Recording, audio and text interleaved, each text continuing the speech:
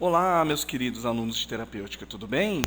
Aqui é o professor Farmaco com mais um módulo interessantíssimo para vocês, né? O uso de corticoides em odontologia. Bom, o uso de corticoides em odontologia ainda tem se mostrado assim, tem aumentado bastante, né? Muitos profissionais estão utilizando, mas ainda existem profissionais céticos quanto ao seu uso, né? O corticoide, historicamente, ele tem várias contraindicações, vários efeitos colaterais. Pessoas que tomam a longo prazo, por exemplo, pacientes transplantados, pacientes imunossuprimidos, esse tipo de paciente com doenças autoimunes, eles têm tomado corticoide por longos e longos anos, né? Portanto, apresentam então os efeitos colaterais inerentes a esses medicamentos.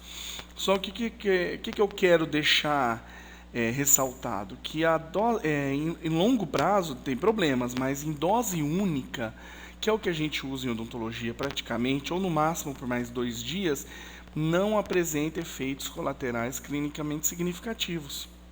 Então, é um medicamento vantajoso, é um medicamento que realmente previne a dor e o edema pós-operatório, principalmente em cirurgias mais invasivas.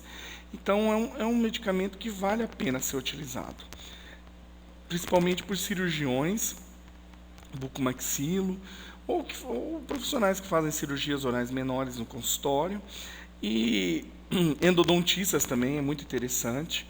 Às vezes uma sobreinstrumentação, que é normal em alguns casos, acontece, e o paciente depois relata dor, né, relata inflamação pós-endodontia. Então, é uma coisa a vocês pensarem, viu, pessoal? A começar a utilizar, tá?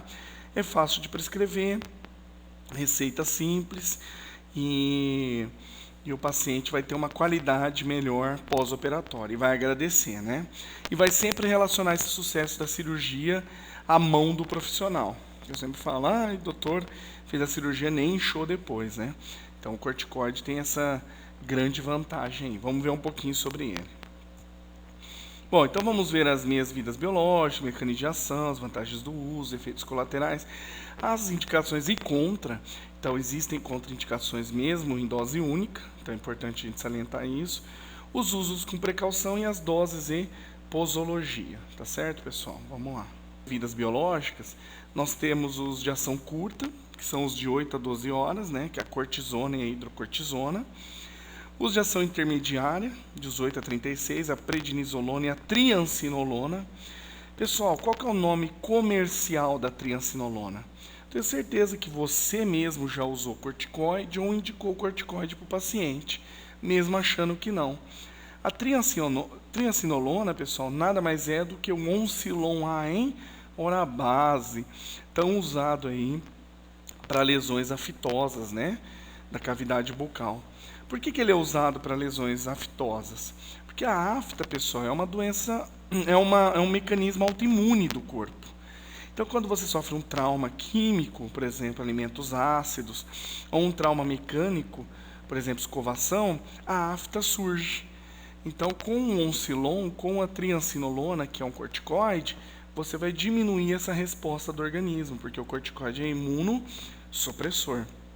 Então, você vai diminuir essa resposta do organismo e a afta que ia durar aí 7, 14 dias, ela vai se resolver muito mais rápido, tá bom? E esses aqui, né, pessoal, que a gente vai utilizar muito, que é o em questão, né, para cirurgia, que é o de ação prolongada. Tanto a beta-metasona quanto a dexa-metasona. Por que nós vamos utilizar eles? Porque como é em dose única, a gente quer o maior tempo de efeito anti-inflamatório possível. Bom, mas para a gente entender certinho como é que funciona o mecanismo dos corticoides, nós precisamos entender o mecanismo da cascata de inflamação, né? Por quê? Para a gente entender por que o corticoide é tão bom como pré-operatório e os AINES, que são os não esteroidais, o diclofenaco, nimesulida, ibuprofeno, etc., são bons como pós-operatórios. Então, nós vamos entender realmente agora esse mecanismo, tá? Então, os corticoides são drogas inibidoras da fosfolipase A2. de acordo com Ferreira, né? E qual o mecanismo de ação dos corticoides? Eles diminuem a síntese de prostaglandinas e de leucotrienos. Olha que interessante. Ele também pega leucotrieno. Leucotrieno, pessoal, é relacionado ao sistema imune do organismo, por isso que ele é imunossupressor, né? Reduzindo o acúmulo de neutrófilos no sítio inflamado. Qual que é a vantagem de reduzir o número de neutrófilos no sítio inflamado? Como vocês sabem, os neutrófilos são nossa primeira linha de defesa, tá? Eles carregam dentro deles lisossomos de enzimas que vão destruir as bactérias, os vírus, os fungos, etc. Bom, quando ele chega no local de ação, ele libera esses grânulos, né? E esses grânulos não vão destruir somente a bactéria, não vão destruir somente o agente invasor. Eles vão acabar destruindo também o tecido circundante. Então, se for uma grande quantidade de neutrófilos pós-implante, por exemplo, ou pós-cirúrgico, vai prejudicar a cicatrização do local. Por quê? Porque aqueles lisossomos provenientes dos neutrófilos vão destruir também tecido sadio.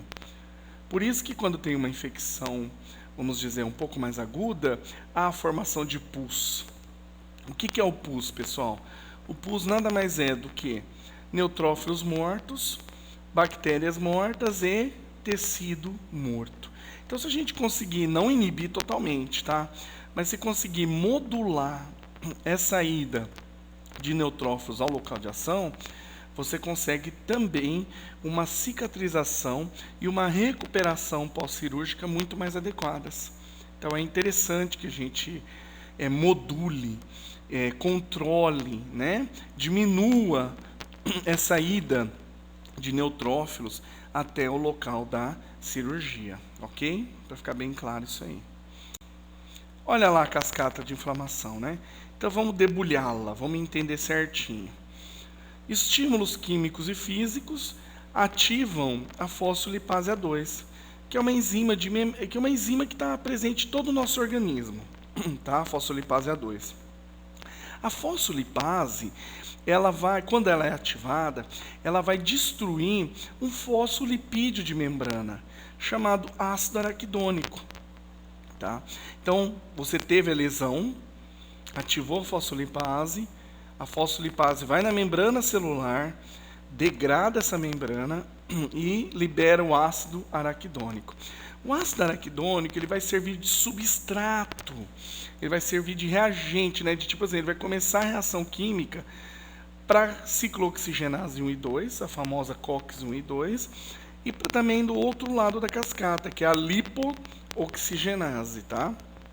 Quando o ácido araquidônico entra em contato com a COX 1 e COX 2, ela produz prostaglandinas, prostaciclinas e tromboxanos. Aqui, pessoal, são os principais eicosanoides na inflamação. São os principais mediadores da inflamação. São eles que causam aqueles 4 sinais, né? A dor, rubor, tumor e calor. E também a perda da função. Então é aqui que nós vamos ter o desencadeamento da inflamação. E desse lado, quando o ácido araquidônico entra em contato com a LOX, produz leucotrieno B4, que é aquilo que a gente falou no slide passado.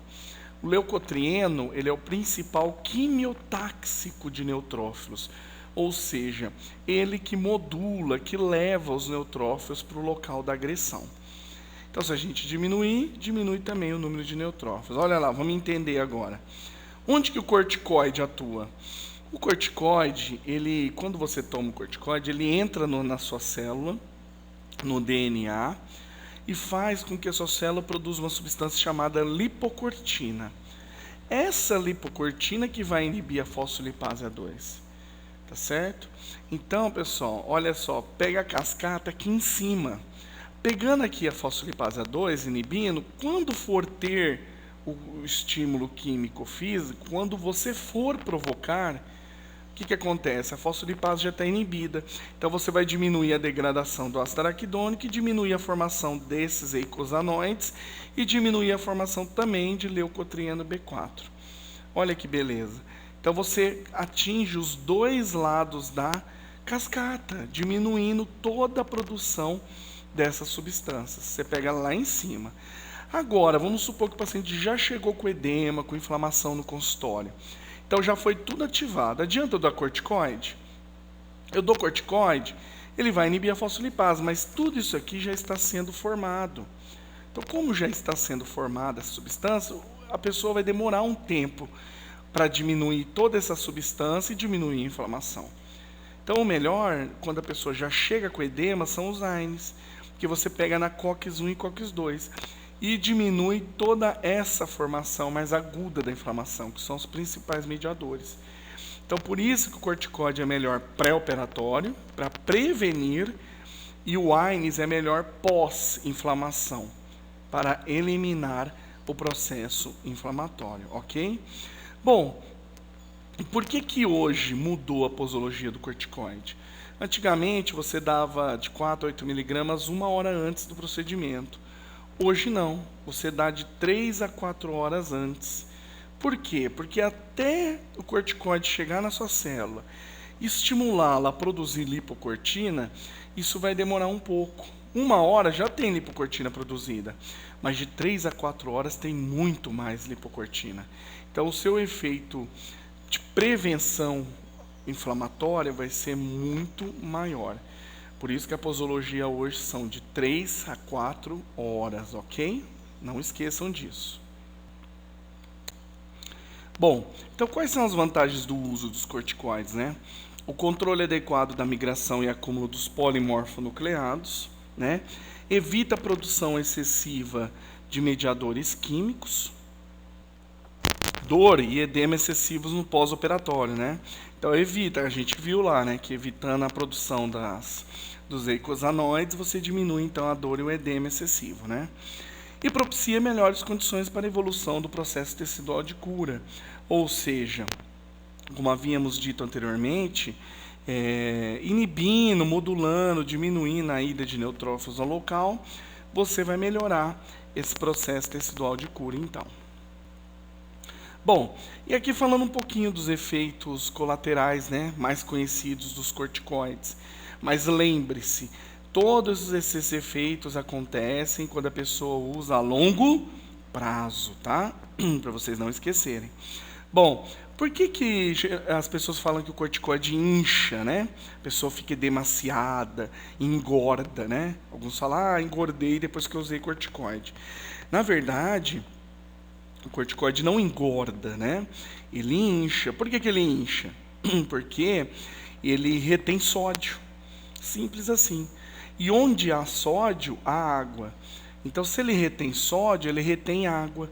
Retendo água, a pessoa, então, se torna edemaciada, né? Porque está cheia de líquido. Dá até aquela síndrome de Cushing, que a pessoa fica com o rosto de lua cheia, ou a nuca de búfalo, né? Cria um cupim nas costas, praticamente. De quê? De tanta retenção de líquido, mas por causa do sódio, perfeito? Pode causar osteoporose? A longo prazo pode. Estudos confirmam que quando a pessoa usa o corticoide a longo prazo, há uma ativação dos osteoblastos, tá? Dos osteoclastos. E esses osteoclastos começam a reabsorver o osso, criando verdadeiros poros ósseos, né? Daí vem a osteoporose, mas isso a longo prazo, perfeito?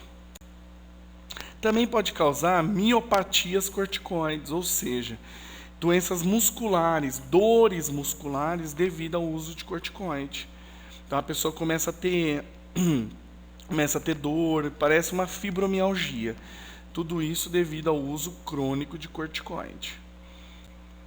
Estrias. O corticoide também promove o ataque ao colágeno da pele, causando rompimentos, e esses rompimentos se tornam em estrias depois. E o pior tipo de estria, que é essa estria branca, que não volta mais, né? Então também tudo usa a longo prazo. pode causar também alterações de humor. Por exemplo, alguns estudos já falam que o corticoide atacam as células do hipocampo cerebral. Com esse ataque, você começa a ficar meio que dependente do corticoide. Então você se sente bem tomando corticoide. Você tem episódios de euforia, episódios de mania, tá? E quando, por exemplo, numa doença autoimune, que você tem episódios crônicos e agudos, então no agudo o médico entra com corticoide. No crônico, né, na fase crônica, pode-se retirar esse corticoide. E até tem que fazer aquele desmame medicamentoso, né? Não pode tirar de uma vez porque a sua glândula adrenal não está produzindo cortisol, né? Então tem que tirar 10% da dose a cada 3 dias. E muitos desses pacientes que usam há muito tempo, quando você faz esse desmame medicamentoso do corticoide, ele costuma entrar em depressão, porque ele se tornou dependente do corticoide. Tem casos que tem que voltar o corticoide para a pessoa voltar ao humor. O antidepressivo não resolve. Olha só a situação, né? Mas isso tudo a longo prazo, tá? Então, pessoal, qual que é a conclusão? Que os corticosteroides, mesmo em altas doses, que a gente vê aqui, ó, mesmo em altas doses por tempo restrito, não apresenta efeitos colaterais clinicamente significativos. Essa é a grande vantagem da odontologia, porque nós vamos usar aí uma dose única pré-operatória. Se a cirurgia for muito complicada, muito difícil, a gente pode usar mais 2 dias, uma dose por dia só, e não precisa mais nada. Então, para a gente ter esses efeitos que eu descrevi, é muito, muito difícil em odontologia. Então, você pode usar de forma tranquila, sossegado. Bom, e quais são as indicações então, né? Como eu disse, medicação pré e pós, quando necessário, na prevenção e controle da dor e do edema, decorrentes de intervenções mais invasivas, né? Texodontia de incluso, cirurgias periodontais, periradiculares, implantes. Claro que você não vai ficar dando corticoide aí para restauração, para dentística, né? Para orto, nada disso. O ideal é para cirurgias invasivas, né? Uma endodontia mais complicada também, você pode receitar o corticoide, é muito bem indicado. Então vamos usar com sabedoria, ok? Bom, e quais são as contraindicações mesmo, né, que não se deve usar? Portadores de doenças fúngicas sistêmicas, mas isso com certeza você vai encontrar só em hospital, você que é dentista de hospital, o paciente está lá internado por causa de uma doença fúngica. Por que você não pode usar um corticoide? Senão você vai disseminar ainda mais essa doença, né? Portadores de herpes simples ocular ou herpes labial, nunca passar oncilon em herpes, né? Senão de uma lesão vai virar uma boqueira, né? Pelo amor de Deus. Portadores de tuberculose ativa ou histórico, isso é muito interessante, tá? Então, se o paciente já relatou que ele já teve tuberculose, não use corticoide.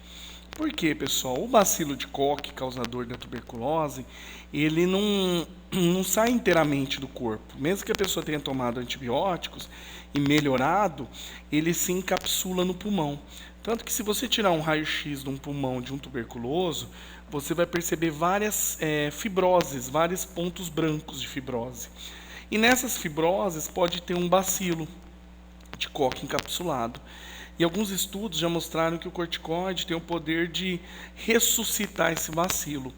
Então, se ele já teve tuberculose, por favor, não indique corticoide, porque você pode aí ressuscitar esse bacilo, ok? Pacientes com histórico de doenças psicóticas, lembra que ele destrói as células do hipocampo cerebral, então você pode...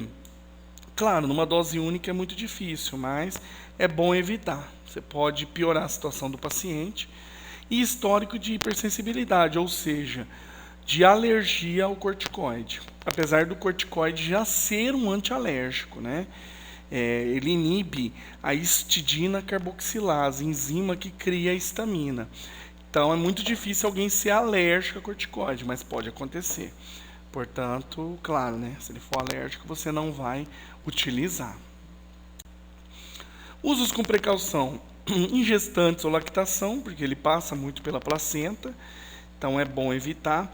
E o corticoide também, ele aumenta a ação da adrenalina, né? Aumenta a sensibilidade, então em gestantes isso não é bom.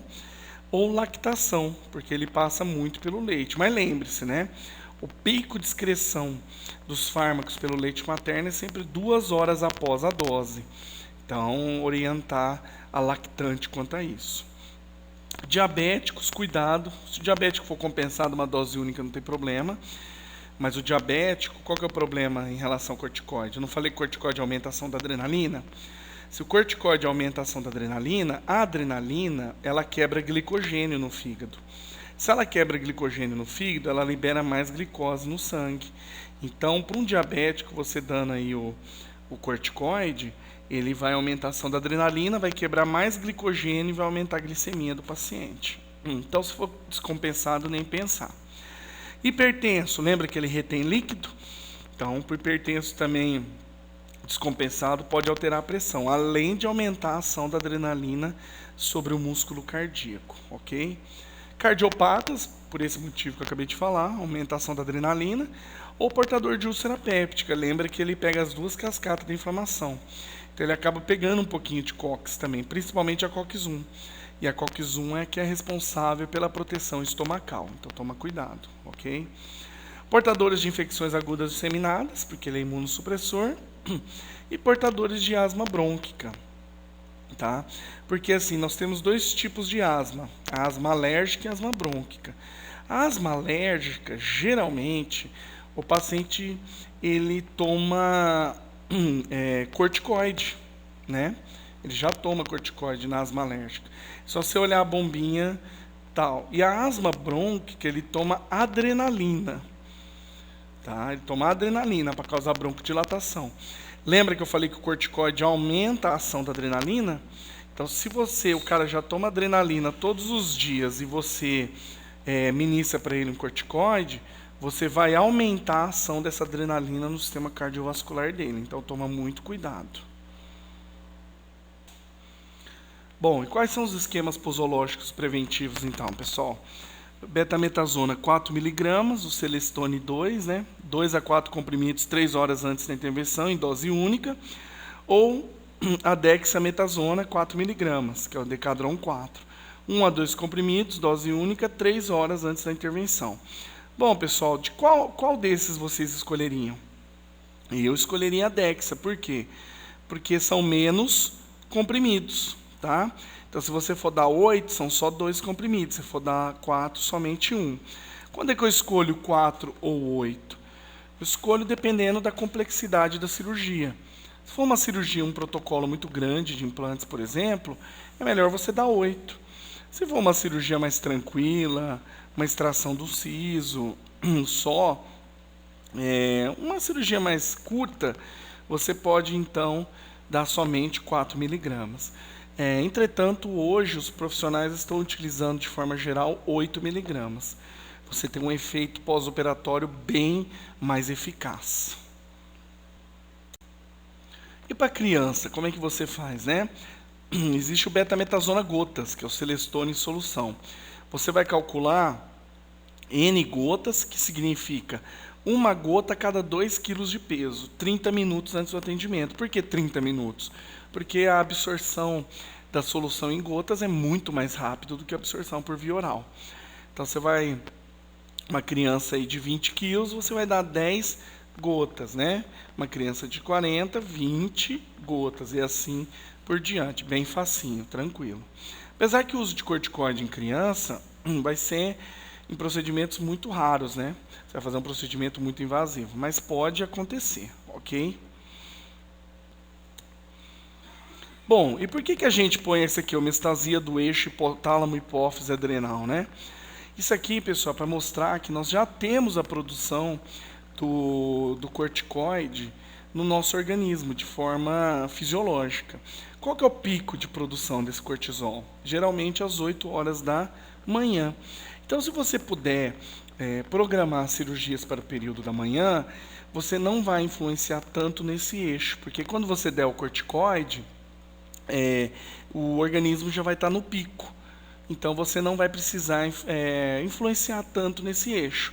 Isso é legal, porque você vai potencializar a ação do cortisol endógeno. Então, o pós-operatório em cirurgias realizadas de manhã é muito melhor do que o pós-operatório em cirurgias realizadas à tarde e noite. Tanto que você pode perceber que você mesmo, profissional, à noite você está bem mais cansado no final da tarde, porque o seu cortisol está baixo. Sabe quando você está gripado e a gripe piora à noite? Por que a gripe piora à noite? Porque o seu cortisol está baixo. Então, o cortisol endógeno, ele é imunoestimulante, ou seja, ele controla a sua imunidade. Agora, quando você dá um cortisol exógeno, vira imunodepressor, a quantidade. Então, pessoal, sempre programe para cirurgias de manhã. Agora, pessoas que trabalham à noite, geralmente tem inversão desse eixo. Então, pessoas que trabalham à noite, o pico do cortisol dela é por volta das 7 horas da noite, porque ela dorme durante o dia, ok? Então, você pode programar dessa forma. Beleza, pessoal? Bom, e aqui alguns usos terapêuticos em odontologia, só para mostrar ulcerações orais, que são as aftas que eu falei para vocês, cuidado com a disseminação do herpes vírus, hipersensibilidade da polpa, são trabalhos mais antigos, que o pessoal injetava o corticoide por cima da polpa dentária para dessensibilizar, mas hoje não é tão utilizado mais. Agora, em distúrbios da TM, realmente é utilizado, só que são o quê? Injeções extra-orais, tá? Diretamente na cápsula articular. Quando a pessoa está com sinovite, capsulite ou alguma inflamação da articulação, tem mostrado resultados bem interessantes, né? E no caso de choque anafilático, lembra que eu falei que os glicocorticoides aumentam os efeitos cardíacos e vasculares das catecolaminas, que é a adrenalina?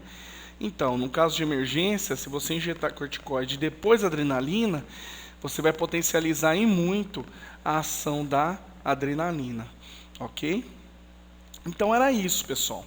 Tá? Aqui um resumo dos corticoides, pode utilizar tranquilamente, são medicamentos muito bons em odontologia e seu paciente vai agradecer, principalmente em cirurgias mais invasivas, ok?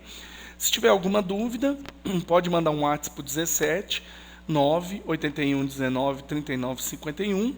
Entre na minha página lá do YouTube, né, Professor Farmaco, assista meus vídeos, logo a gente terá mais vídeos gratuitos. E curta minha página no Face também, Professor Farmaco, tá bom? Eu estou sempre aqui à disposição de vocês. Um grande abraço, pessoal. Valeu!